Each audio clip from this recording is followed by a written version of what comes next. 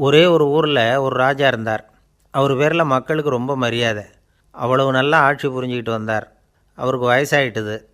அதனால் ஒரு நாள் அமைச்சரை கூப்பிட்டார். இதை பாருங்கள், எனக்கு வயசாகிட்டுது, அதனால் இந்த அரச பொறுப்பையெல்லாம் நீங்கள் ஏற்றுக்குங்க அப்படின்னார்.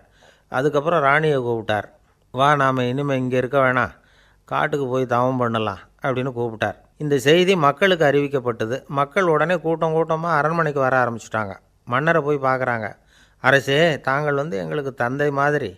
நீங்கள் காட்டுக்கு போயிட்டால் நாங்கள்லாம் இங்கே எப்படி இருக்க முடியும்? எங்களுக்கெல்லாம் எந்த துன்பமும் இல்லாமல் பார்த்துக்கிட்டு வர்றீங்க. இது மாதிரியான ஒரு அரசாட்சி இல்லைன்னா மக்கள் வாழ்ந்து என்ன பயன் அப்படின்னாங்க. இருந்தாலும் என்ன பண்ணுறது, வயசாயிட்ட காரணத்தினால இந்த முடிவுக்கு வர வேண்டியிருக்குது அப்படின்னாராம் ராஜா. அப்படின்னா நீங்கள் காட்டுக்கு போக வேணாம், நாங்கள் போகிறோம். நாங்கள் அங்கே போய் தவம் பண்ணுறோம், வழிபாடு பண்ணுறோம்.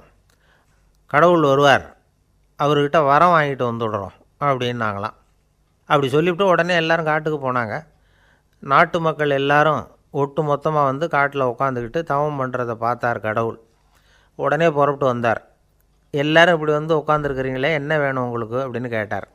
உடனே மக்கள் எல்லாரும் ஒரு குரலில் சொன்னாங்க, சுவாமி, எங்கள் மன்னன் ரொம்ப நாளைக்கு நல்லபடியாக இருக்கணும். அவர் மகிழ்ச்சியாகவும் உடல் நலத்தோடும் இருந்தால் தான் நாங்கள் அமைதியாக வாழ முடியும் அப்படின்னாங்க. சரி, அதுக்கு என்ன செய்யணும் அப்படின்னார் ஆண்டவன். எங்கள் மன்னருக்கு இன்னும் ஒரு 100 வருஷம் ஆயுளை கொடுங்க அப்படின்னாங்க. அவ்வளவு தானே, சரி அப்படியே ஆகட்டும் அப்படின்னு சொல்லிவிட்டு ஆண்டவன் போயிட்டார். மக்கள் மகிழ்ச்சியோடு திரும்பி வந்தாங்க. மன்னா, கடவுள் வரம் கொடுத்துட்டார், நீங்கள் 100 வருஷம் வாழ போகிறீங்க அப்படின்னாங்க. இதை கேட்டதும் ராணி ராஜாவை வணங்கி, நான் தவம் செய்ய போகிறேன் அப்படின்னு புறப்பட்டாங்க. உடனே மக்கள் என்ன நினச்சாங்க தெரியுமா? ஐயோ, நாம் ராஜாவுக்கு மட்டும்தானே நீண்ட ஆயுள் வேணும்னு வரம் வாங்கினோம், ராணிக்கு வாங்கலையே, அதுதான் கோபத்தில் புறப்பட்டாங்க போல இருக்குது அப்படின்னு நினச்சி வருத்தப்பட்டாங்க. ஆனால் ராணி நினச்சது அது இல்லை.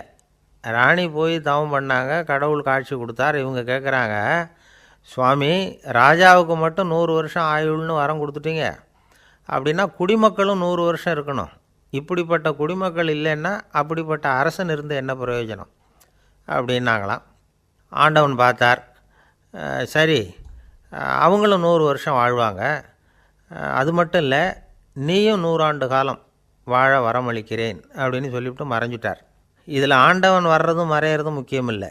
இதில் கவனிக்க வேண்டியது ஆள்கிறவனின் விசால மனம், குடிமக்களின் விசால மனம், ஆள்கிறவன் மனைவியினுடைய விசால மனம். இப்படி ஒரு நாடு இருந்துட்டுதுன்னா எப்படி இருக்கும் வாழ்க்கை நினச்சி பாருங்கள். அதனால தான் பெரியவங்கள்லாம் சொல்கிறாங்க, இதய வாசல் திறந்தே இருக்கணும், இதயத்தின் கதவுகளை மூடாதீங்க அப்படின்னு சொல்லுவாங்க.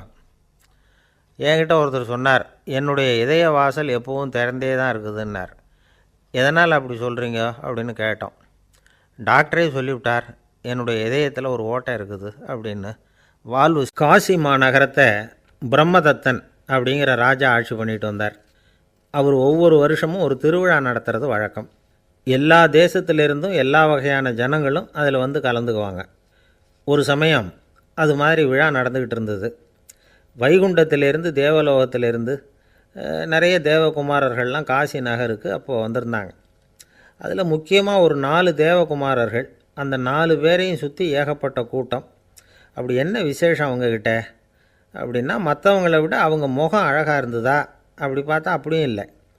அவங்க அணிஞ்சிருந்த மலர் மாலைகள் தான் அதுக்கு காரணமாக. அந்த மலர்கள்லேருந்து அப்படி ஒரு அபூர்வமான நறுமணம். இதுக்கு முன்னாடி இப்படி ஒரு நறுமணத்தை அந்த ஊர் ஜனங்க அனுபவித்ததே இல்லை. அதுதான் அந்த 4 பேரையும் சுற்றி கூட்டம். எல்லோரும் கேள்வி கேட்க ஆரம்பித்தாங்க. உடனே அந்த 4 தேவகுமாரர்களும் எல்லாருக்கும் தெரியும்படியாக வானத்தில் எழும்பி கொஞ்சம் உயரமாக நின்றுக்கிட்டாங்க. கீழே நின்றுக்கிட்டு இருந்த அரசன்லேருந்து ஆண்டி வரைக்கும் ஒருத்தர் பாக்கி இல்லாமல் ஒரே குரலில் எல்லாரும் அவங்கள பார்த்து, எங்களுக்கும் இது மாதிரி மாலையை போட்டுக்கணும்னு ஆசையாக இருக்குது, அதுக்கு நீங்கள் தான் அருள் பண்ணணும் அப்படின்னு கேட்டுக்கிட்டாங்க. மாலை போட்டுக்கிறதுனா எல்லாருக்கும் ஆசையாக தானே இருக்கும். அந்த 4 தேவகுமாரர்களில் ஒருத்தர் புத்தர் பிரான். அவர் சொன்னார், பூலோகவாசிகளே, நான் சொல்கிறத கொஞ்சம் பொறுமையாக கேளுங்க. கக்காரு அப்படிங்கிற கற்பக விருஷத்தின் மலர்களால் தொடுக்கப்பட்டது இந்த மாலை. இதுக்கு நிறைய சக்தி உண்டு, எந்த காலமும் இது வாடாது, வாசனையும் குறையாது. ஆனால் இதை அணிந்து கொள்றதுக்கு சில தகுதிகள் தேவை அப்படின்னார். என்ன தகுதி அது சொல்லுங்களேன் அப்படின்னு ஏக காலத்தில் எல்லாரும் சத்தம் போட்டாங்க. தீய இயல்புகள் உள்ளவங்க, இழிந்த சிந்தனை, இழிந்த செயல் உள்ளவங்க இந்த மாலையை அணிய முடியாது அப்படின்னார். அவ்வளோதான். கூட்டத்தில் சத்தம் போட்டவங்கள்லாம் மெதுவாக அப்படி அடங்க ஆரம்பிச்சிட்டாங்க. இன்னொரு தேவகுமாரன் சொன்னார், அடுத்தவங்க பொருளை அபகரிக்காதவன், அடுத்தவங்களுக்கு கெடுதல் பண்ணக்கூடிய பொய் பேசாதவன், பேராசையினால் கெட்ட வழியில் பொருள் ஈட்ட நினைக்காதவன் இந்த மாலையை போட்டுக்கலாம் அப்படின்னார். கூட்டத்திலிருந்து யாரும் முன்னுக்கு வரல. ஒரே ஒரு ராஜகுரு மட்டும் கொஞ்சம் முன்னாடி வந்தார். பெரியவர், படித்தவர் அவர். எனக்கு தகுதி இருக்குது அந்த மாலையை போட்டுக்கிறதுக்கு அப்படின்னார். வேறு ஒன்றும் இல்லை, பொய் சொல்லியாவது அந்த மாலையை வாங்கிக்குவோமே அப்படின்னு முடிவு பண்ணிட்டார் அவர். அவ்வளோதான், மாலையை வாங்கிட்டார். அடுத்த தேவகுமாரன் பேசினார். யாருக்கு திடமான அறிவும் மனமும் இருக்குதோ, யாருக்கு நல்ல காரியங்களில் அசையாத ஈடுபாடு இருக்குதோ, நல்ல அரிய பொருள்களை தனியாக தான் மட்டும் அனுபவிக்க விரும்பாதவர் யாரோ அவர் முன்னாடி வந்து இந்த மாலையை வாங்கிக்கலாம் அப்படின்னார். அந்த தகுதியும் எனக்கு இருக்குன்னார் ராஜகுரு. மாலையை வாங்கி போட்டுக்கிட்டார். இன்னொரு ராஜகுமாரன் பேச ஆரம்பித்தார். அறநெறியில் செல்வம் சேர்க்கணும், ஆடம்பர பொருள்களுக்கு அடிமையாகக்கூடாது, வெற்றி அடைஞ்சாலும் கர்வம் வரக்கூடாது, அப்படிப்பட்டவங்க இந்த மாலையை போட்டுக்கலாம்னார். துணிஞ்சு பொய் சொல்லி அதையும் வாங்கி கழுத்தில் போட்டுக்கிட்டார் இந்த ராஜகுரு. இன்னொரு ராஜகுமாரன் சொன்னார், சான்றோர்களை நிந்திக்காதவங்க, புறம் பேசாதவங்க இந்த மாலையை போட்டுக்கலாம்னார். அதையும் வாங்கி போட்டுக்கிட்டார்.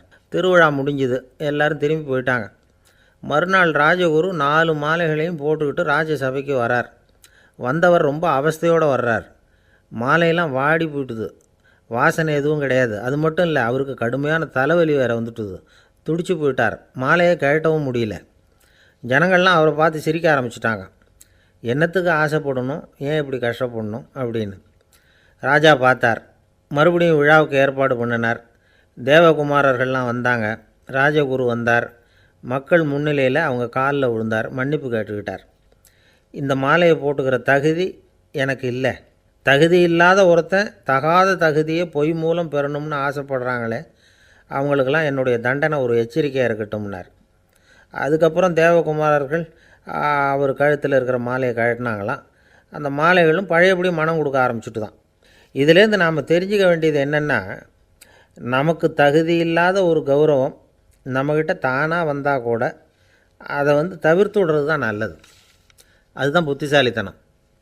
ஒருத்தர் வந்தார். சார், எங்கள் இலக்கிய மன்ற விழாவுக்கு நீங்கள் தலைமை தாங்கணும்னார். உடனே இவர் சொன்னார், பேச்சாளர், சார், இலக்கியத்தை பற்றி பேசுகிற தகுதி எனக்கு இல்லையே அப்படின்னார். உடனே அவர் கூப்பிட வந்தவர் சொன்னார், அந்த தகுதி உங்களுக்கு இல்லைங்கிறது எங்களுக்கும் தெரியும் சார், அதனால தான் உங்களை தலைமை தாங்க கூப்பிட்றேன் அப்படின்னார். அது சரி, தலைமைன்னா அதுக்கு இவர் என்ன தான் அர்த்தம் பண்ணுறாருன்னு தெரியல. ஒரு ஊரில் ஒரு ராஜா இருந்தார். அவர் அடிக்கடி காட்டுக்கு வேட்டையாட போவார். சில நண்பர்களையும் கூட அழைச்சிக்கிட்டு போவார். காட்டுக்கு போனதும் ஆளுக்கு ஒரு பக்கமாக போய் வேட்டையாடுவாங்க. சாயந்தரமாக திரும்பி வருவாங்க. மறுநாள் அரண்மனையில் உட்காந்து ஒவ்வொருத்தரும் அவங்க அனுபவங்களை எல்லாம் சொல்லிக்குவாங்க. அவங்க வீரத்துக்கு தகுந்த மாதிரி பரிசை அந்த ராஜா கொடுப்பார். இது மாதிரி ஒரு தடவை எல்லோரும் வேட்டைக்கு போயிட்டு திரும்பி வந்ததும் உட்காந்து பேச ஆரம்பிச்சிருக்கிறாங்க. ஒருத்தன் சொன்னான், தன்னுடைய வீர தீர செயலை பற்றி அளக்க ஆரம்பிச்சிட்டான். ஏன்னா அதுக்கு பரிசு கிடைக்க போகுதில்ல, அதனால். அவன் என்ன சொன்னான் தெரியுமா? அரசே, நேற்றுக்கு காட்டில் என்னாச்சு தெரியுமா? எனக்கு நேராக ஒரு சிங்கம் வாயை திறந்துக்கிட்டு வந்துட்டுது. நான் பயப்படவே இல்லை. உடனே ஒரு கல்லை எடுத்து குறி பார்த்து வீசினேன். சிங்கத்து வாய்க்குள்ளே போய் அந்த கல் மாட்டிக்கிட்டுது. அவ்வளவுதான். அந்த சிங்கம் என்னை பார்த்துட்டு பயந்துட்டு ஒரே ஓட்டமாக திரும்பி ஓடி போயிட்டுது அப்படின்னா. ஆஹா பலே அப்படின்னு எல்லாரும் கை தட்டினாங்க. 2வது ஆள் ஒருத்தன் எழுந்திரிச்சான். அவன் சொல்ல ஆரம்பித்தான், அரசே, நான் போன வழியில் 2 பெரிய மலைப்பாம்பு கிடந்தது. என்னை முழுங்கிறதுக்கு வந்தது. நான் என்ன பண்ணேன் தெரியுமா? அந்த 2 பாம்போட வாலையும் ஒன்றா சேர்த்து முடிச்சு போட்டுட்டேன். அவ்வளவுதான். அது அங்கே இழுக்க, இது இங்கே இழுக்க, முடிச்சு நல்லா இறுகி போட்டுது அப்படின்றான். ஆஹா அற்புதம்னு சொல்லி எல்லாரும் கை தட்டினாங்களாம். அடுத்தபடியாக 3வது ஆள் ஒருத்தன் வந்தான். அவன் சொல்ல ஆரம்பித்தான், மன்னா, நான் போன பாதையில் குறுக்க ஒரு ஆறு, அதில் இறங்கி குளித்தேன். யாரோ காலை பிடிச்சி இழுக்கிறது மாதிரி இருந்தது. திரும்பி பார்த்தா ஒரு பெரிய முதலை. நான் உடனே அப்படியே ஒரு துள்ளல் துள்ளி அது முதுகில் போய் உக்காந்துக்கிட்டேன். அதை அப்படியே கரைக்கு நீந்த வச்சேன். கரைக்கு வந்து சேர்ந்ததும் அப்படியே ஒரே துள்ளி குதித்து கரைக்கு வந்துட்டேன் அப்படின்றான். அவன் தன்னுடைய வீரத்தை அப்படி சொல்லியிருக்கான். அடடா எப்பேற்பட்ட வீரம் அப்படின்னு எல்லாரும் கை தட்டினாங்களாம். 4வது ஆள் எழுந்திரிச்சான். மண்ணா, நான் போன இடத்துல ஒரு கரடி வந்து என்னை துரத்த ஆரம்பிச்சுட்டுது. நான் ஒரு மலை உச்சிக்கு வந்துட்டேன். அதுக்கப்புறம் ஒரு அடி எடுத்து வச்சாலும் அதில் பாதாளத்தில் விழ வேண்டியது தான். அந்த நேரம் பார்த்து ஒரு பெரிய ராட்சச கழுகு அந்த பக்கமாக பறந்து வந்தது. நான் உடனே அப்படியே உயர எழும்பி அந்த கழுகோட காலை பிடிச்சிக்கிட்டேன். அப்படியே தொங்கிக்கிட்டே வந்தேன். ஒரு நல்ல இடம் வந்ததும் தொப்புன்னு கீழே குதித்து நடந்து வந்துட்டேன்னா. இதுக்கும் எல்லோரும் கை தட்டுறாங்க. கடைசியாக ஒரு ஆள் எழுந்திரிச்சான். அரசே, நான் வந்து போன வழியில் ஒரு பெரிய யானை குறுக்க வந்தது. பயங்கரமாக சத்தம் போட்டுக்கிட்டே வந்தது. நான் பயந்து ஓடலை. உடனே என்ன பண்ணேன் தெரியுமா? அந்த யானையோட வாலை பிடிச்சி தூக்கினேன். தலைக்கு மேலே தூக்கி கரன்னு சுற்றினேன். வேகமாக சுற்றி வீசி எறிஞ்சேன். அவ்வளவுதான். அதே ஸ்பீடில் அந்த யானை மேலே போக ஆரம்பிச்சுட்டுது. இன்னும் கூட அது போய்கிட்டே தான் இருக்குது, கீழே விழவே இல்லைன்னா. இதை கேட்டதும் ராஜாவுக்கு கோபம் வந்துட்டுது. என்ன முட்டாள்னு நினச்சிக்கிட்டு பேசுகிறியா? யானையை வந்து நீ வாலை பிடிச்சி தூக்குன, அதை நான் நம்பணுமா அப்படின்னார். உடனே இவன் பணிவாக பதில் சொன்னான். அரசே, ஒரு சிங்கத்து வாயில் கல் மாட்டிக்கிட்டதை நம்புறீங்க, மலைப்பாம்பு வாலை பிடிச்சி முடிச்சு போட்டதை நம்புறீங்க, முதல்ல முதுகில் சவாரி பண்ணதையும் நம்புறீங்க, கழுகு காலை பிடிச்சிக்கிட்டு பறக்கிறதையும் நம்புறீங்க. அப்படி நம்புறப்போ நான் சொன்னதை மட்டும் நம்பக்கூடாதா அப்படின்னு கேட்டானான். பொய் சொன்னவங்கெல்லாம் தலையை தொங்க போட்டுக்கிட்டாங்களாம். ராஜா அவங்கள பார்த்து சொன்னாராம், நீங்கள் எல்லாரும் என்னை முட்டாளாக்கியிருக்கிறீங்க. கடைசியாக பேசின இவன் தான் எனக்கு உண்மை எது பொய் எதுங்கிறத புரிய வச்சிருக்கிறான். இவன் தான் உண்மையான தைரியசாலி அப்படின்னு சொல்லி அவனுக்கே பரிசெல்லாம் கொடுத்து பாராட்டினாராம். இப்படி ஒரு கதை. உண்மையை நிலைநாட்டுகிறவன் தான் உண்மையான வீரன் அப்படிங்கிறத இதிலிருந்து நாம் புரிஞ்சுக்கணும். இந்த காலத்துல எல்லாம் பொய் சொன்னால் தான் பிழைக்க முடியுங்கிறது ஒரு சில பேரோட நம்பிக்கை. ஒரு அப்பாவுக்கு தன் மகனுக்கு பொய் சொல்ல தெரியலையேங்கிற கவலை. பொய் சொன்னால் தான் இந்த உலகத்தில் பிழைக்கலாம், ஆனால் இவனுக்கு அது தெரியலையே, அதனால் இவனை அழைச்சிட்டு போய் நடுக்கடலில் விட்டுட்டு வந்துடுவோம் அப்படின்னு அழைச்சிட்டு புறப்பட்டான். கடற்கரைக்கு போனான். மகனுக்கு சந்தேகம். எங்கேப்பா என்னை அழைச்சிட்டு போகிறேன்னு கேட்டிருக்கான். கடலில் மீன் பிடிக்க கற்றுக் கொடுக்க போகிறேன் உனக்கு அப்படின்னானா. நான் ஏற்கனவே மீன் பிடிச்சிட்டேனேன்னானா இவன் மகன். எங்கே அதுன்னு கேட்டிருக்கான் அப்பங்காரன். சுட்டு சாப்பிட்டுட்டேன்ருக்கான் புள்ள. அப்பங்காரன் பார்த்தான். சரி, நம்ம புள்ள பொழைச்சிக்கோ அப்படின்னு சொல்லி திருப்பி அழைச்சிட்டு வந்துட்டானா. அரேபிய நாடு. அங்கே ஒரு ஆட்சி தலைவர். அரேபிய நாட்டு ஆட்சி பொறுப்பை ஏற்றுக்கிட்டவர். அவர் வந்து ஆட்சி பொறுப்பை ஏற்றுக்கிட்ட பிறகு ஒரு நாள் ஒரு தெருவில் நடந்து போய்கிட்டு இருந்தார். அவர் தோளில் ஒரு பெரிய துணி மூட்டை, அதை சுமந்துக்கிட்டு கடத்தெருவை நோக்கி அவர் போய்கிட்டு இருக்கிறார். வழியில் அவரை சந்தித்தார் உமர். அவர் கேட்டார், கலீஃபா அவர்களே, எங்கே புறப்பட்டுட்டீங்க அப்படின்னு கேட்டார். கலீஃபான்னா ஆட்சி தலைவர்னு அர்த்தம். இதுக்கு அவர் சொன்னார், நான் வந்து துணி வணிகம் செய்கிறவன், அதனால் துணி வியாபாரம் செய்கிறதுக்காக போயிட்டுருக்கிறேன்னார். நீங்கள் இப்போ இந்த நாட்டுக்கு ஆட்சி தலைவர், ஆட்சி பொறுப்பில் இருக்கிறீங்க. நீங்கள் வியாபாரம் செய்ய போட்டால் அரசு பணிகளை செய்கிறது யார் அப்படின்னு கேட்டார் அவர். நான் அரசு பணிகளை மட்டுமே செஞ்சுக்கிட்டு இருந்தா என் குடும்பத்தை காப்பாற்றுறது யார் அப்படின்னு கேட்டார் அவர். இப்படி கேட்டவர் யார் தெரியுமா? அவர் தான் அபூபக்கர், இறை தூதர் முகமது அவர்களுக்கு பிறகு கலீஃபாவாக தேர்ந்தெடுக்கப்பட்டவர். அப்போலாம் ஆட்சி தலைவர்களுக்கு சம்பளம்னு எதுவும் கிடையாது. இந்த பிரச்சனையை எப்படி தீர்க்கிறதுன்னு யோசனை பண்ணார் உமர். அபு உபைதா அவர்கள்கிட்ட அழைச்சிட்டு போனார். அவர் யாருன்னா, அவர் தான் பொது நிதி கருவூலத்தின் பொறுப்பாளர். அவர்கிட்ட பிரச்சனையை சொன்னார். இது மாதிரி ஆட்சி தலைவருக்கு பொது நிதியிலிருந்து ஊதியம் அளிக்க முடியுமான்னு கேட்டார். பொது நிதி விதிகளின்படி அதுக்கு சாத்தியம் இல்லைன்னு சொல்லிவிட்டார் அவர். சரி, வேற ஏதாவது வழி இருக்குதான்னு கேட்டார் உமர். அபு உபைதா கொஞ்சம் யோசனை பண்ணி பார்த்தார். அப்புறமா சொன்னார், மக்காவிலிருந்து மதீனாவுக்கு குடிபெயர்ந்து வந்த அகதிகளுக்கு நிதி உதவி அளிக்கிறதுக்கு விதிகளில் இடம் இருக்கு. அப்படி பார்த்தா அபூபக்கரும் அகதி தானே, அதனால் எல்லா அகதிகளுக்கும் கொடுக்கறது மாதிரியே அவருக்கும் ஒரு தொகை அளிக்கலாம்னார். கலீஃபா அபூபக்கருக்கு இந்த அகதி உதவி தொகையைத்தான் கொடுத்துட்டு வந்தாங்களாம். குடும்ப செலவுக்கு அது போதுமானதாக இல்லை. இருந்தாலும் கலீஃபாங்கிறதுக்காக மற்ற அகதிகளை விட அதிகமாக தொகையை பெற அவர் விரும்பலை. மார்பு பக்கம் கிழிஞ்சிருந்த ஒரு மேலாடையை தான் அவர் அணிஞ்சிருந்தார். அவருடைய துணைவியார் அஸ்மா, அவங்க ஒரு நாள் தேன் அருந்த ஆசையாக இருக்குன்னாங்களாம். நமக்கு கிடைக்கிற ஊதியம் குடும்ப செலவுக்கே போதுமானதா இல்லையே, இந்த நிலையில் தேன் வாங்கிறதுக்கு காசுக்கு நான் எங்கே போவேன்ருக்கார் அவர். கொஞ்ச நாள் கழித்து அவங்க ஒரு தொகையை அவர்கிட்ட கொடுத்து தேன் வாங்கிட்டு வர சொன்னாங்களாம். இவருக்கு ஆச்சரியம், ஏது இந்த பணம்னு கேட்டிருக்காரு. நீங்கள் தினமும் குடும்ப செலவுக்காக கொடுத்துக்கிட்டு வந்த பணத்தில் கொஞ்சம் கொஞ்சமாக மிச்சப்படுத்தி வச்சேன்னாங்களாம். அபூபக்கர் அந்த பணத்தை எடுத்துக்கிட்டு நேராக பொது நிதி கருவூல பொறுப்பாளர்கிட்ட போனார். இந்த பணத்தை பொது நிதியில் சேர்த்துருங்க, இது அதிகப்படியாக எனக்கு தரப்பட்டு வந்த ஊதியம், அடுத்த மாதத்துலேருந்து இந்த தொகையை குறைச்சிங்கன்னு வேற சொல்லிவிட்டாராம். பசியை தணிக்க தேவையான அளவு உணவு, ஒரு ஜோடி உடை, இதை தவிர கூடுதலாக மக்கள் பொது நிதியிலிருந்து வாங்கிக்கிறதுக்கு என் குடும்பத்தாருக்கு உரிமை இல்லை அப்படின்னு சொல்லி கண்டிப்பாக சொல்லிவிட்டாராம். அவர் வாங்கிட்டு வந்த இந்த குறைந்த ஊதியம் கூட அவர் மனசை உறுத்திக்கிட்டே இருந்தது. கடைசி நேரம் அவர் தம்முடைய மகள் ஆயிஷா அவர்களை அழைச்சார். மகளே, இதுவரைக்கும் பொது நிதியிலிருந்து நான் வாங்கிட்டு வந்த தொகை என்னுடைய இதயத்தில் பாரமாக அழுத்திக்கிட்டு இருக்கு. என் தோட்டத்தை விற்று அதில் வர்ற பணத்திலேருந்து நான் இதுவரைக்கும் வாங்கிட்டு வந்த ஊதிய தொகையை கணக்கு போட்டு பொது நிதியில் சேர்த்து விடு அப்படின்னாராம். பதவி ஏற்கிறதுக்கு முன்னாடி தன்கிட்ட இருந்ததை விட இப்போ கூடுதலாக என்ன சொத்து இருக்குன்னு பார்த்துருக்கார். ஒரு ஒட்டகம், ஒரு கோப்பை, ஒரு பணியாள், இதையும் அடுத்தபடியாக கலீஃபாவா வர்றவர்கிட்ட ஒப்படைச்சிருங்க அப்படின்னு விட்டாராம். அதே மாதிரி அடுத்து வந்த உமர்கிட்ட ஒப்படைச்சாங்க. அப்போ உமர் சொன்னாராம், அபூபக்கரே, இந்த முன்மாதிரியால் உங்களுக்கு பிறகு இந்த ஆட்சி பொறுப்பை ஏற்கிறவர்களை பெரும் நெருக்கடிக்கு ஆளாகி விட்டீங்க அப்படின்னு சொல்லி ரொம்ப கண் கலங்கினாராம். கடைசியாக அபூபக்கர் தன்னுடைய குடும்பத்தாருக்கு விட்டு சென்ற சொத்து ஒரு படுக்கை விரிப்பு, ஒரு போர்வை, அவ்வளவுதான். இது சிந்திக்க வேண்டிய ஒரு செய்தி.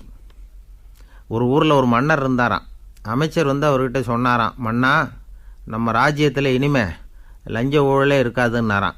ஆஹா, அப்படின்னா ஊழல் பேர் வழிகளையெல்லாம் நாடு கடத்தியாச்சா அப்படின்னு கேட்டிருக்காரு மன்னர். இதுக்கு அவர், அப்படி இல்லைங்க, இனிமே கொடுக்கறதுக்கு ஜனங்கள்கிட்ட பணமே இல்லை அப்படின்னாராம். ஒரு சீன தேசத்து அரசர் இருந்தார்.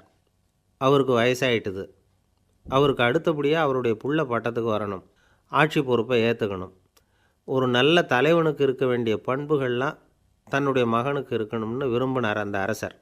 அதனால் இளவரசனை பக்கத்தில் இருந்த ஒரு குரு கிட்ட அனுப்புனார். இளவரசன் அவர்கிட்ட போய் சேர்ந்தான். அந்த குரு என்ன பண்ணார் தெரியுமா?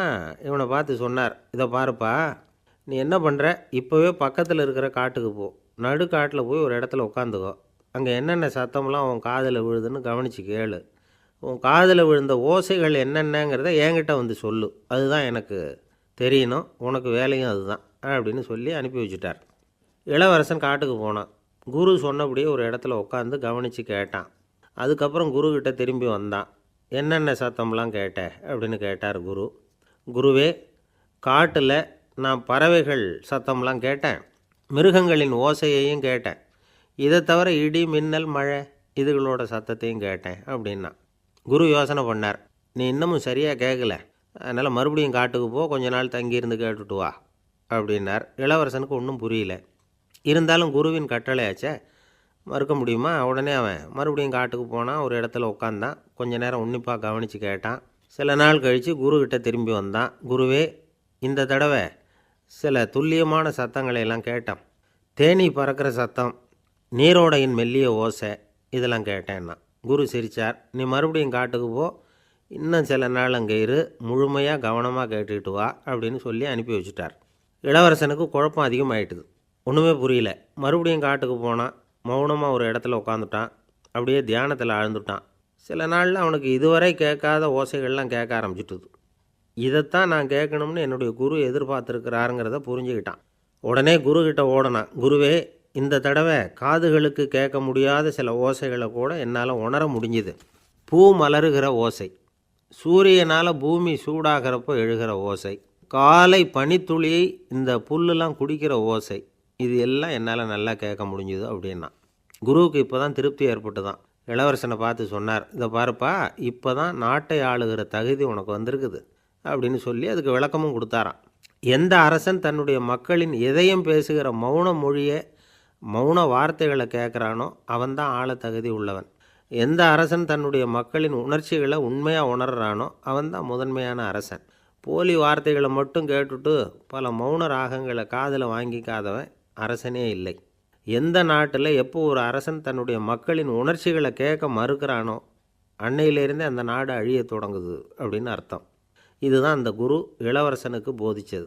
வாயால் பேசுகிறத மட்டும் கேட்டு ஏமாறக்கூடாது, உணர்ச்சிகளையும் கேட்குறதுல தான் மனப்பக்குவம் உண்டாகும்.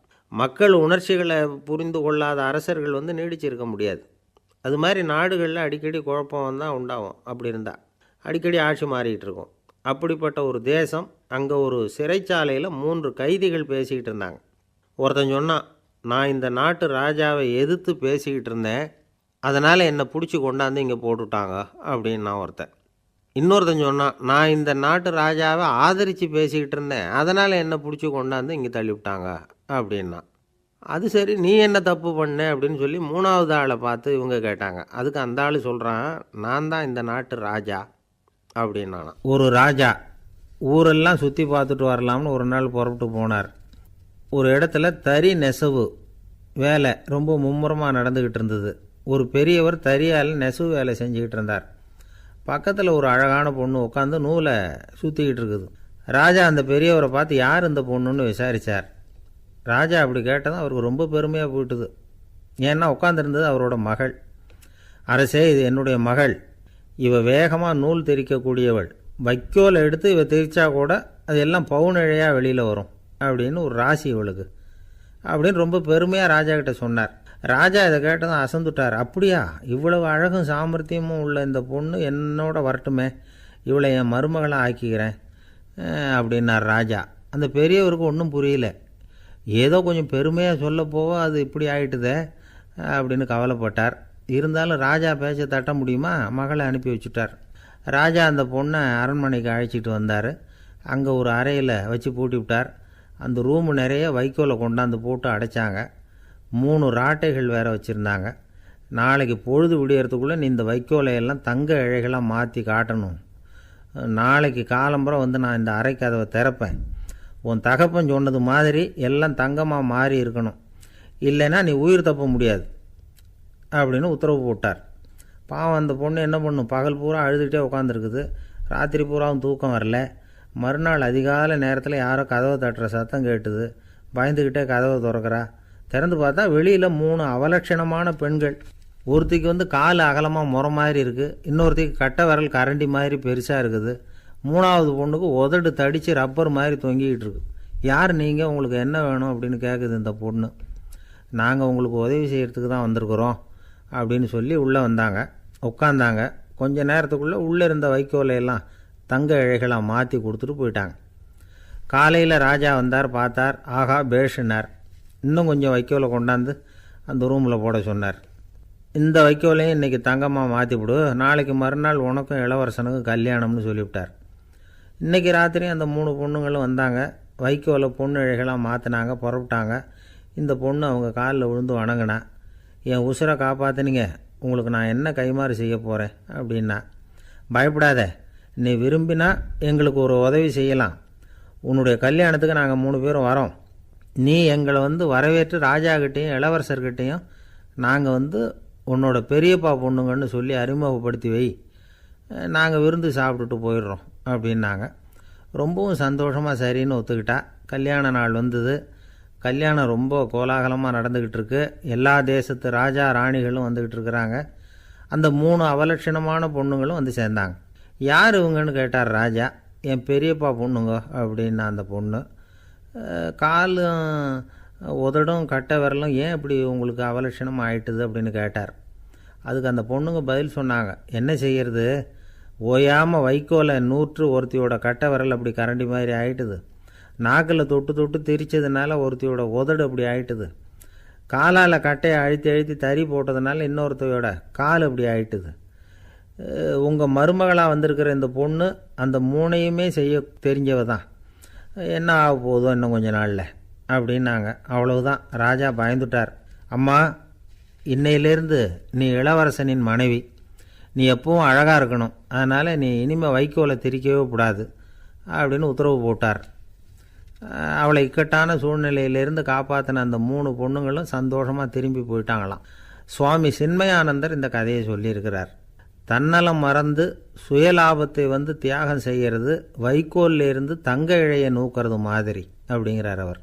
அது இருக்கட்டும், இப்போ நம்ம கதைக்கு வருவோம். ஒரு ராஜா தன்னோட மகனுக்கு சுயவரம் நடத்தினார். எல்லா தேசத்திலிருந்தும் ராஜகுமாரர்கள் வந்திருந்தாங்க. ராஜகுமாரியை கல்யாணம் பண்ணிக்கலாம்ங்கிற ஆசையில் சுயம்பர மண்டபத்திலேருந்து எல்லா ராஜகுமாரர்களும் அலறி அடிச்சுக்கிட்டு வெளியில் ஓடி வந்துக்கிட்டு இருக்கிறாங்களாம். ஏன் அப்படி எல்லாரும் மிரண்டு போய் ஓடி வர்றாங்கன்னு கேட்டார் ஒருத்தர். அதுக்கு இன்னொருத்தர் விவரம் சொன்னார். ராஜகுமாரியை இன்றைக்கி தான் அவங்க நேரில் பார்த்தாங்களாம், அதுதான் அப்படி ஓடி வந்துக்கிட்டு இருக்கிறாங்க அப்படின்னார். ஒரு காடு, நல்ல மரம்லாம் செழிச்சு இருந்தது. அப்படிப்பட்ட காட்டில் ஒரு சாது இருந்தார். அவர் எப்படின்னா எப்பவும் ஒரு மரத்தடியில் உட்காந்துருப்பார். ஏன்னா அவருடைய இருப்பிடமே அதுதான்.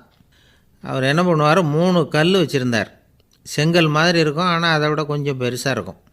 எதுக்கு அந்த 3 கல்லுன்னா அதுதான் அவருடைய படுக்கை. அதாவது தூங்குறப்ப ஒரு கல்லை தலைக்கு கீழே வச்சுக்குவார், இன்னொரு கல்லை இடுப்புக்கு கீழே வச்சுக்குவார், இன்னொரு கல்லை காலுக்கு கீழே வச்சுக்குவார். உடம்பை ஒரு அப்படியே ஒரு தகட்டால் மூடிக்குவார், அப்படியே தூங்கி போடுவார். மழை பெய்யுதுன்னு வச்சுங்க, அவர் உடம்பு 3 கல் மேலே இருக்குதா, அதனால் தண்ணி அடியில் ஓடி போடும், உடம்பு நனையாது. மேலே தகடு இருக்கிறதுனால மழையும் உடம்புல படாது. அவர் தூக்கமும் கெடாது, நிம்மதியாக தூங்குவார். பகலில் அந்த 3 கல்லையும் ஒரு சேர ஒரு அடுப்பு மாதிரி வச்சு அது மேலே உட்காந்துக்குவார். அதனால் பாம்பு பூச்சி எதுவும் அவரை தொந்தரவு பண்ணுறதில்ல, அது பாட்டுக்கு நகர்ந்து போயிடும். அவர் பாட்டுக்கு நிம்மதியாக இருப்பார். யாராவது எதையாவது கொண்டுகிட்டு கொடுத்தா அதை வாங்கி சாப்பிடுவார், அவ்வளவுதான். ஒரு நாள் அந்த நாட்டு அரசன் காட்டுக்கு வேட்டையாட வந்தான். அந்த வழியாக வந்தப்போ இந்த சாது படுத்துருக்கிறத பார்த்தான், பரிதாபப்பட்டான். ஐயோ பாவம், இவர் இப்படி இந்த கல் மேலே உடம்பை வச்சுக்கிட்டு தூங்குறாரே, என்ன பாடுபடுவார், இவரை நாம் அரண்மனைக்கு அழைச்சிட்டு போய் சுகமாக நிம்மதியாக இருக்கிறதுக்கு வழி செஞ்சு கொடுப்போம், அது ரொம்ப நல்லாயிருக்கும் அப்படின்னு நினச்சான். அப்படி நினச்சிக்கிட்டே அரண்மனைக்கு வந்துட்டான். அதுக்கப்புறம் ஒரு பல்லக்கையும் 2 சேவகர்களையும் காட்டுக்கு அனுப்பி அந்த சாதுவை மெதுவாக இங்கே அழைச்சிட்டு வந்துடுங்க அப்படின்னு சொல்லி அனுப்பி வச்சான். இவங்க போய் அவர்கிட்ட விவரத்தை சொன்னாங்க. எனக்கு என்னத்துக்கு அரண்மனை வாசம் அப்படின்னார். இருந்தாலும் மன்னர் உத்தரவு, நீங்கள் அவசியம் வரணும் அப்படின்னாங்க இவங்க. சரின்னு சொல்லிவிட்டு வேறு வழி இல்லாமல் புறப்பட்டார். புறப்படும் பொழுது என்ன பண்ணார்னா, மறக்காமல் அந்த 3 கல் ஒரு தகடு அதையும் எடுத்து பல்லக்கில் வச்சுக்கிட்டார். என்னத்துக்கு இதையெல்லாம் எடுத்து வைக்கிறாரு அப்படின்னு சொல்லி அவங்க யோசனை பண்ணாங்க. இருந்தாலும் அதை பற்றி ஒன்றும் கேட்கல. பேசாமல் அவரை அழைச்சிட்டு போய் அரண்மனையில் விட்டுட்டாங்க. அரசன் ஓடி வந்தான், வரவேற்றான், அறுசுவை உணவு படைத்தான். அவர் படுக்கிறதுக்கு தங்க கட்டில், பட்டு மெத்தை, இப்படி எல்லாம் ஏற்பாடு பண்ணி வச்சான். இங்கே படுத்து ஓய்வு எடுத்துங்க அப்படின்னு சொல்லிவிட்டு அவன் பாட்டு போயிட்டான். மறுநாள் காலையில் பார்க்குறான், சாது படுத்துருக்கிறார். எப்படி தெரியுமா, அந்த பட்டு மெத்தை மேலே 3 கல்லையும் வச்சு வழக்கம் போலவே அது மேலே படுத்துருக்கிறார். அதுக்கு மேலே தகடு. அரசன் பார்த்துட்டு அதிர்ச்சி ஆகிட்டான்.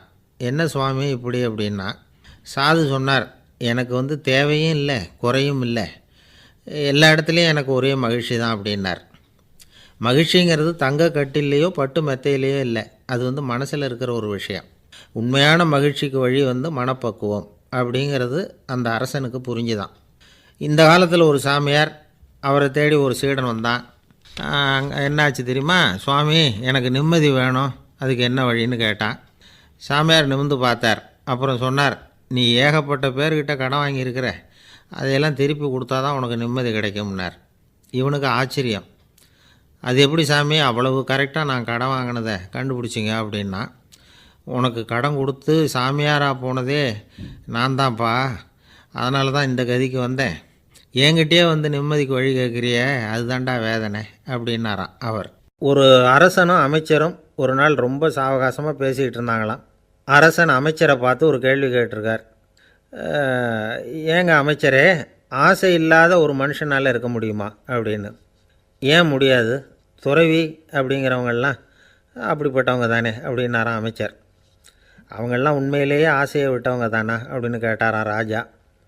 அப்படி தான் இருக்கணும் அப்படின்னாராம் அமைச்சர். அப்படின்னா ஆசையே இல்லாத ஒரு உண்மையான துறவியை நான் பார்க்கணுமேன்னார். அது என்ன பிரமாதம், அதுக்கு நான் ஏற்பாடு பண்ணுறேன் அப்படின்னு விட்டார் இவர். சொல்லிவிட்டு உடனே புறப்பட்டு போனார். அங்கங்கே தேடினார். அப்புறம் தான் அவருக்கு புரிஞ்சுது உண்மை துறவியை கண்டுபிடிக்கிறது எவ்வளவு கஷ்டமான காரியம்னு. இருந்தாலும் ராஜா கிட்ட சொல்லியாச்சே, உண்மை துறவியை காட்டுறேன்னு. இப்போ என்ன பண்ணுறது, ராஜா கிட்ட சொன்னபடி நடக்கலைன்னா அவருக்கு கோபம் வந்துடும். அமைச்சர் ஒரு யோசனை பண்ணார். அவருக்கு ஒரு வழி தெரிஞ்சுது. அதுதான் சரின்னு முடிவு பண்ணார். அதாவது அந்த ஊரில் அவருக்கு தெரிஞ்ச நாடக நடிகர் ஒருத்தர் இருக்கிறார், நல்லா நடிப்பார். அவரை போய் பார்த்தார். இதை பாருப்பா, எனக்காக நீ ஒரு காரியம் செய்யணும்னார். என்னன்னு கேட்டார் அவர். நீ ஒரு துறவி மாதிரி கொஞ்சம் நேரத்துக்கு நடிக்கணும். ராஜா வந்து உன்னை பார்த்துட்டு போகிற வரைக்கும் நடி, அது போதும். அதுக்காக உனக்கு 10,000 ரூபா தரேன் அப்படின்னார். அவர் எந்த காலத்தில் இவ்வளவு பணத்தை மொத்தமாக பார்த்துருக்கார். அதனால் உடனே சரின்னு ஒத்துக்கிட்டார். அமைச்சர் வந்து அரண்மனைக்கு திரும்பி வந்தார். என்ன அமைச்சரே, இன்னுமா ஒரு உண்மையான துறவி கிடைக்கலன்னார். உண்மையான துறவி ஒருத்தரை இப்போ தான் கொஞ்ச நேரத்துக்கு முன்னாடி பார்த்து பேசிவிட்டு வர்றேன். அவர் நம்ம ஊருக்கு வெளியில் குளத்தங்கரையில் உள்ள ஒரு ஆலமரத்துக்கு அடியில் உட்காந்துருக்கிறார் அப்படின்னார் இவர். அப்படின்னா உடனே புறப்படுங்க அப்படின்னார் ராஜா. பரிவாரங்களோடு புறப்பட்டார். அங்கே அந்த மரத்தடியில் அந்த ஆள் வேஷம் போட்டுக்கிட்டு துறவி மாதிரி உட்காந்துருக்கிறான். ராஜா நேராக போனார். அந்த துறவி காலில் பொத்துன்னு விழுந்து வணங்கினார். உடனே ராணி அவர் காலில் விழுந்தாங்க. அடுத்தபடியாக அமைச்சர் விழுந்தார். அவருக்கு தெரியும் இது நம்ம ஆள் தான்னு. இருந்தாலும் என்ன பண்ணுறது, நேரம். அப்புறம் பரிவாரங்கள்லாம் துறவி காலில் விழுந்து ஆசீர்வாதம் வாங்கிட்டாங்க. ராஜா அப்புறமா தங்கத்தட்டில் பொன்னையும் பொருளையும் வச்சு அந்த துறவிக்கிட்ட ரொம்ப பணிவாக நீட்டுறார். தாங்கள் தயவு பண்ணி இதை ஏற்றுக்கணும் அப்படின்னு வேண்டிக்கிட்டார். அந்த துறவி பற்றில்லாமல் அதை பார்த்தார். எல்லாத்தையும் திறந்துவிட்ட எனக்கு இதெல்லாம் எதுக்காக அப்படின்னு சொல்லி அதை மறுத்துட்டாராம். ஆஹா, உண்மையான துறவியை பார்த்துட்டோம் அப்படிங்கிற ஆனந்தம் அரசருக்கு. ரொம்ப நிம்மதியாக திருப்தியாக திரும்பி வந்தார் அரண்மனைக்கு. அதுக்கப்புறம் அமைச்சர் யாருக்கும் தெரியாமல் அந்த துறவிகிட்ட ஓடினார். சொன்ன பிரகாரம் பணத்தை நீட்டினார். இந்தப்பா, நான் உங்ககிட்ட சொன்னபடி 10,000 ரூபா பணம் எடுத்துக்கோ அப்படின்னார். அந்த ஆள் ராஜா கிட்ட சொன்னது மாதிரியே எல்லாத்தையும் திறந்துவிட்ட எனக்கு இதெல்லாம் எதுக்காக வேணாம் அப்படின்னு விட்டாரான். நடித்த வரைக்கும் போதும்ப்பா, இனிமேல் இந்த நாடக வசனம்லாம் வேணாம், வேஷத்தை கலைச்சிரு, பணத்தை வாங்கிக்கோன்னார். இல்லைங்க, இது வேஷம் இல்லை, இது வசனமும் இல்லை, இது உண்மை. கொஞ்ச நேரம் துறவி மாதிரி நடித்ததுக்கே இந்த தேசத்து ராஜா, ராணி, அமைச்சர், பரிவாரங்கள் எல்லாம் என் காலில் விழுந்து வணங்குறாங்க. அப்படின்னா உண்மையான துறவியாக இருக்கிறது எவ்வளவு பெருமையான விஷயம். நான் உண்மையான துறவியாக ஆக போகிறேன், அப்படி முடிவும் பண்ணிட்டேன் அப்படின்னார் அந்த நடிகர். வேஷம் கூட எப்படிப்பட்ட விளைவுகளை உண்டு பண்ணுது பார்த்தீங்களா. நம்மால் ஒருத்தன் ரொம்ப வசதியாக தான் இருந்தான். ஒரு நாள் அவன் சொத்து பூரா திருட்டு போட்டுது. அதுக்கப்புறம் இவன் துறவி மாதிரி ஆகிட்டான். ஊர் ஊராக சுற்றினான். ஒரு குருநாதரை தேடி கண்டுபிடிச்சான். அவர்கிட்ட சீடனாக சேர்ந்துக்கிட்டான். அவனை பார்த்து ஒருத்தர் கேட்டார், நீ உண்மையான சீடன் தானான்னு. இல்லைங்க, சீடன் மாதிரி நடிச்சுக்கிட்டு இருக்கிறேன் அப்படின்னா. அது குரு துரோகம் இல்லையா அப்படின்னு கேட்டார் அவர். இல்லைங்க, நான் பண்ணது குரு துரோகம் இல்லை, என் குரு பண்ணது தான் துரோகம். என்னுடைய பணத்தை கொள்ளையடித்தது இவர் தான். அதை எங்கே வச்சுருக்காருன்னு கண்டுபிடிக்கிறதுக்காக தான் இவர்கிட்ட வந்து சீடனாக சேர்ந்துருக்கிறேன் அப்படின்னா. ஒரு ஊரில் ஒரு ராஜா இருந்தார். அந்த ராஜாவுக்கு ஒரு மந்திரி. ராஜா ரொம்ப நியாயமானவர், நேர்மையானவர், கண்டிப்பானவர். தப்பு செய்கிறது யாராக இருந்தாலும் தண்டனை கொடுப்பார். வேண்டியவங்களுக்கு ஒரு நியாயம், வேண்டாதவங்களுக்கு ஒரு நியாயங்கிறதெல்லாம் அவர்கிட்ட கிடையாது. ஒரு சமயம் அரசவையில் அந்த அமைச்சரே வந்து விதிமுறைகளுக்கு புறம்பாக ஏதோ நடந்துக்கிட்டு இருக்கார். மன்னருக்கு கோபம் வந்துட்டுது. உடனே அந்த அமைச்சரை கிட்டத்தில் கூப்பிட்டு அவர் கன்னத்தில் ஓங்கி ஒரு அறை கொடுத்துட்டாராம். உடனே அந்த அமைச்சர் என்ன பண்ணார் தெரியுமா, நேராக போனார். அங்கே நின்றுக்கிட்டு இருந்த இன்னொருத்தர் கன்னத்தில் ஓங்கி அரைஞ்சார். அறை வாங்கினவர் திகைச்சு போயிட்டார். இவர் ஏன் நம்மளை வந்து அரைகிறார் அப்படின்னு யோசனை பண்ணார். மன்னரும் திகைச்சு போயிட்டார். நாம் இவர் அரைஞ்சா அதுக்காக இவர் போய் இன்னொருத்தர் அரையணுமா அப்படின்னு யோசனை பண்ணார் அவர். இவருக்கு என்ன பைத்தியமானு கூட நினைக்க ஆரம்பிச்சிட்டார். ஆனால் என்ன ஆச்சுன்னா, அப்புறம் அமைச்சர் அவர் கவனிச்சிக்கிட்டு இருந்தாரா, அவர் இன்னொருத்தர் அரைஞ்சார் இல்லையா, அந்த அறை வாங்கின ஆசாமியை பார்த்து கத்திக்கிட்டு இருந்தார். யார்? அமைச்சர்.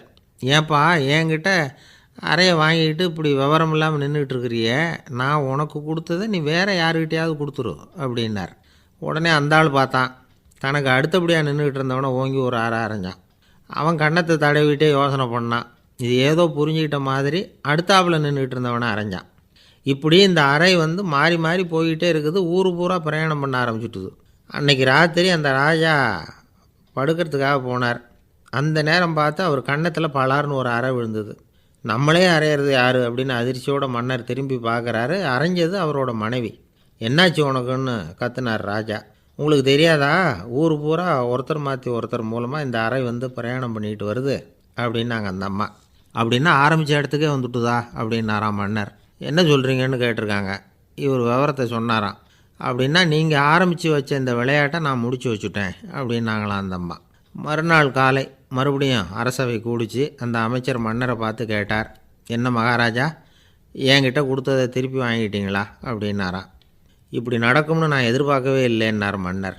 ஆனால் நான் எதிர்பார்த்தேன் அது எங்கே போயிட போகுது, ஊர் பூரா சுற்றி கடைசியில் உங்ககிட்ட தான் வந்து சேரும் அப்படிங்கிறது எனக்கு தெரியும் அப்படின்னார் அமைச்சர்.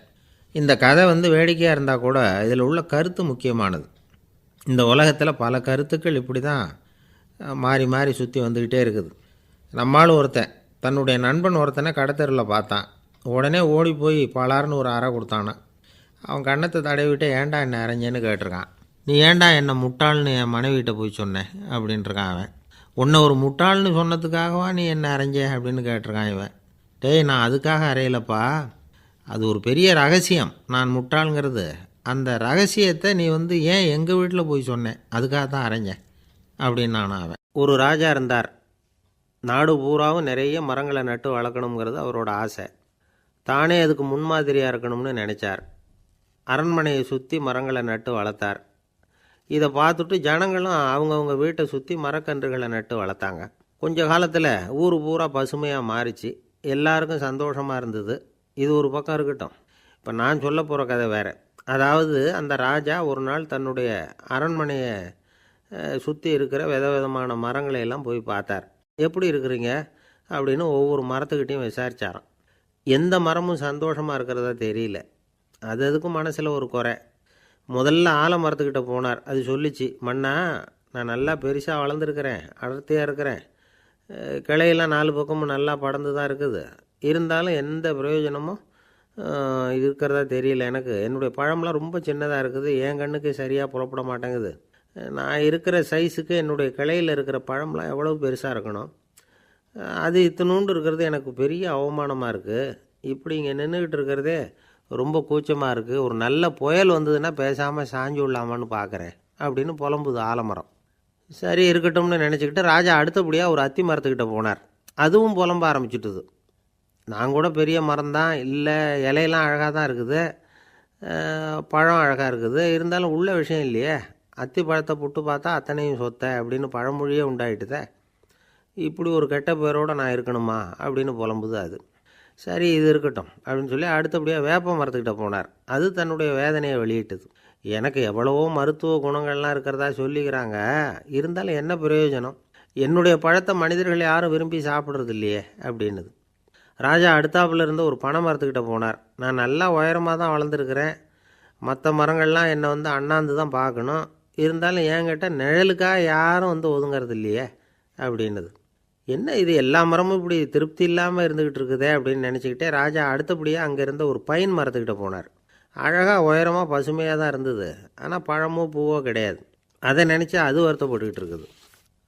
ஓக் மரம் அது ஒன்று நின்றுட்டு இருந்தது. அது என்ன சொல்லிச்சுன்னா, இலை உதிர் காலத்தில் என் மேலே இருக்கிற எல்லா இலைகளும் உதிர்ந்து போடுது, முடி கொட்டின மனிதர்கள் மாதிரி மொட்டையாக நான் நிற்க வேண்டியிருக்குது, என்ன வாழ்க்கை இது அப்படின்னு சொல்லி அழுத்துக்கிட்டது. சரி புளிய மரம் என்ன சொல்லுது பார்ப்போம்னு அதுக்கிட்ட போனால், என்னுடைய நிழலில் யாருமே தங்க மாட்டாங்க, உடம்புக்கு சூடுன்னு ஒதுங்கி போயிடுவாங்க, அடிமரத்தை பார்த்திங்கன்னா பட்டையெல்லாம் உறிஞ்சி பார்க்குறதுக்கே கேவலமாக இருப்பேன் அப்படின்னுது அது. முருங்கை மரம் என்ன சொல்லிச்சு தெரியுமா, என்னுடைய இலை காயெல்லாம் சாப்பிட்றவங்களுக்கு சத்து கொடுக்கறது வாசம்தான், ஆனால் என் உடம்புல சத்தே கிடையாது, கொஞ்சம் வேகமாக காற்று அடிச்சதுன்னா முறிஞ்சி விழுந்துடுறேன், என்ன வாழ்க்கை இது அப்படின்னு சொல்லி அது வருத்தப்பட்டது. ராஜா யோசனை பண்ணார், என்ன இது மரங்கள் பூமியின் வரங்கள்னு சொல்கிறோம், மழை பெய்யறதுக்கு அதுதான் காரணம், பூமி செழிப்பாக இருக்கிறதுக்கும் அதுதான் காரணம், வீடு கட்டுறதுக்கு மரம், நாற்காலி செய்ய உபயோகப்படுத்துறதுக்கும் அதுதான் உபயோகப்படுது, மனுஷனுக்கு வேண்டிய ஆகாரங்களையும் கொடுக்குது, இப்படிலாம் இருந்தும் எல்லா மரமும் நிம்மதி இல்லாமல் இருந்துக்கிட்டு இருக்குதே அப்படின்னு நினச்சார்.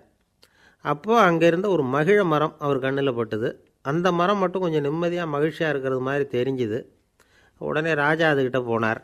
உனக்கு மனசில் எதுவும் குறை இல்லையான்னு கேட்டார். இல்லை, நான் சந்தோஷமாக தான் இருக்கேன்னு அந்த மகிழ மரம். அப்படியான்னு ஆச்சரியமாக கேட்டார் ராஜா. ஆமாம் மன்னா, இந்த இடத்துல நீங்கள் ஒரு முருங்கை மரத்தையோ வேப்ப மரத்தையோ கூட நட்டிருக்கலாம், ஆனால் இந்த இடத்துல நடுறதுக்கு என்ன தேர்ந்தெடுத்துருக்குறீங்க, அதுவே எனக்கு பெருமை, அதுவே எனக்கு திருப்தி அப்படின்னு தான் மகிழ மரம். மகிழ மரம் சாதாரணமாக தான் இருக்கும், இளம் மஞ்சள் நிறத்தில் பூக்கள், அது காய்ந்தும் மனம் வீசும். மகிழ மரம் மாதிரி மன திருப்தியோடு வாழறதுக்கு நாம் கற்றுக்கணுமா. நாம் இந்த உலகத்தில் ஒரு நாயாவோ நரியாவோ கூட பிறந்திருக்கலாம், மனுஷனாக பிறந்திருக்கிறோம், அதுவே பெருமை தானே. இந்த நிறைவு தான் மகிழ்ச்சியின் ரகசியம். ஒரு பையன் அப்பா கிட்ட போய், அப்பா நீங்கள் இந்த உலகத்தில் ஒரு மனுஷனாக பிறந்தது என்னோட அதிர்ஷ்டம் நானா. ஏண்டா அப்படி சொல்கிறேன்னு இருக்கார் அப்பா. நீங்கள் ஒரு கரடியாக பிறந்திருந்தா இந்நேரம் நானும் ஒரு கரடி குட்டியாக தானே இருந்திருப்பேன் அப்படின்னு நானாம் பையன். ஒரு ஊரில் ஒரு ராஜா இருந்தார். அவர் ஒரு பூனை வளர்த்தார். ரொம்ப செல்லமாக அவர் அந்த பூனையை வளர்த்தார். அவர் என்ன பண்ணுவார் தெரியுமா? இரவு நேரத்தில் அந்த பூனையோட தலையில் ஒரு விளக்கை வச்சுருவார். அந்த பூனை ரொம்ப ஜாக்கிரதையாக அந்த விளக்கு கீழே விழுந்துடாமல் பார்த்துக்கும். தலையை ஆட்டாமல் ரொம்ப நிதானமாக ராஜா பின்னாடி நடந்து போய்கிட்டே இருக்கும். அந்த விளக்கு வெளிச்சத்தில் எல்லா வேலைகளையும் செஞ்சுருவார். கையில் ஒரு விளக்கை தனியாக எடுத்துகிட்டு போக வேண்டிய அவசியமே இல்லை. விளக்கை தூக்கிட்டு போகிற வேலையை அந்த பூனை பார்த்துக்கும். அதனால் ராஜாவுக்கு அந்த பூனை மேலே ரொம்ப பிரியம். மந்திரிகளையெல்லாம் கூப்பிட்டு அவங்கக்கிட்ட சொல்லுவார், பார்த்தீங்களா இந்த பூனை எவ்வளவு விசுவாசமாக நடக்குது, என் பேரில் எவ்வளவு மரியாதை பார்த்தீங்களா அதுக்கு அப்படிம்பார். இதை கேட்டுவிட்டு அங்கேருந்த அமைச்சர்களில் ஒருத்தர் சொன்னார், மன்னா நீங்கள் சொல்கிறது சரிதான், இருந்தாலும் இந்த பூனையோட விசுவாசத்தை நாம் கொஞ்சம் சோதித்து பார்க்க வேண்டியிருக்கு அப்படின்னாராம். சரி, உங்கள் ஆசையை ஏன் கெடுக்கணும், நல்லா சோதித்து பாருங்கள் அப்படின்னு சொல்லிவிட்டார் ராஜா. உடனே அந்த அமைச்சர் என்ன பண்ணார் தெரியுமா? எங்கேயோ புறப்பட்டு போனார். ஒரு 5-6 எலிகளை பிடிச்சிக்கிட்டு வந்தார். அரண்மனையில் ராஜா ஏதோ வேலை பார்த்துக்கிட்டு இருக்கிறாரு. பக்கத்தில் அந்த பூனை ரொம்ப பணிவாக நின்றுக்கிட்டு இருக்குது. அது தலையில் விளக்கு எரிஞ்சிக்கிட்டு இருக்கு. அமைச்சர் தான் பிடிச்சிக்கிட்டு வந்த எலிகளை அந்த பூனை பார்வையில் படுறது மாதிரி எதிரில் விட்டார். அந்த எலிகள்லாம் அங்கேயும் இங்கேயும் ஓட ஆரம்பிச்சிது. அதை பார்த்தது பூனை. அவ்வளவுதான். தலையில் இருக்கிற விளக்கை பற்றியும் கவலைப்படலை, ராஜாவை பற்றியும் கவலைப்படலை. ஒரே பாய்ச்சலாக பாஞ்சு எலிகளை துரத்த ஆரம்பிச்சுட்டுது. தலையில் இருந்த விளக்கு எங்கேயோ போய் விழுந்தது, அணைஞ்சு போச்சு. இருட்டில் ராஜா தடுமாற ஆரம்பிச்சுட்டார்.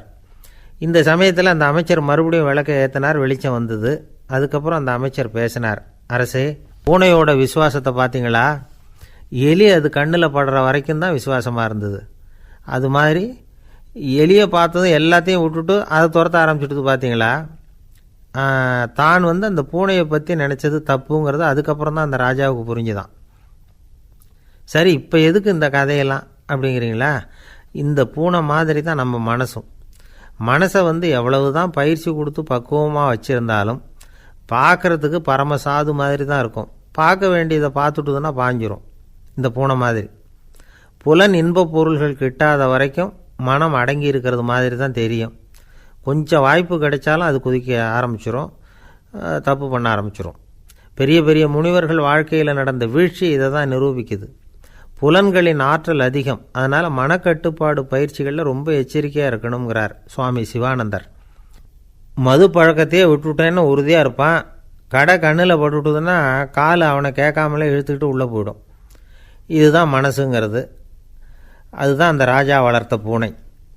நம்மால் ஒருத்தன் அந்த ராஜா பூனை தலையில் விளக்க வச்சது மாதிரி இவன் தன்னுடைய தலையிலேயே ஒரு விளக்கை ஏற்றி வச்சுக்கிட்டு என்னத்தையோ தேட ஆரம்பித்தான்.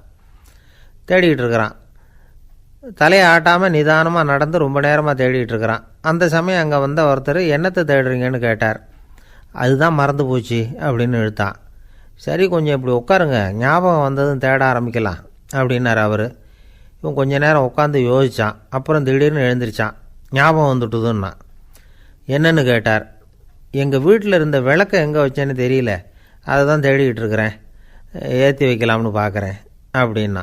ஒரு ஊரில் ஒரு ராஜா இருந்தார். பெரிய அரண்மனையில் தான் இருக்கிறார். எல்லா வசதியும் இருந்தது. இருந்தாலும் அவர் எல்லாரும் சொல்கிறது எப்படி தெரியுமா? பிச்சைக்கார ராஜா.